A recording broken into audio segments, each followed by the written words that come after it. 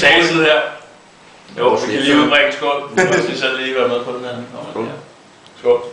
Skål. Skål på losen. Aua! Skål. This is...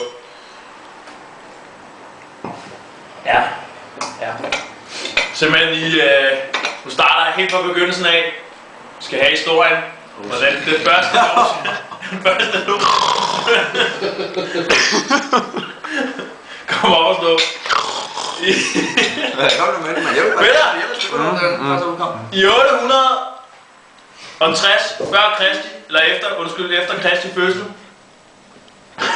forberedte Europa sådan set det første, der snakker man om at tage det første korstog, tage ned til det hellige land, Jerusalem, og myrde nogle muslimer. Hvor er det for noget, det der? Til, ja. Og så, godt træk!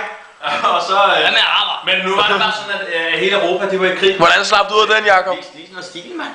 Altså, der var de var simpelthen i krig med hinanden. England var i krig med Frankrig, og Spanien på den anden side.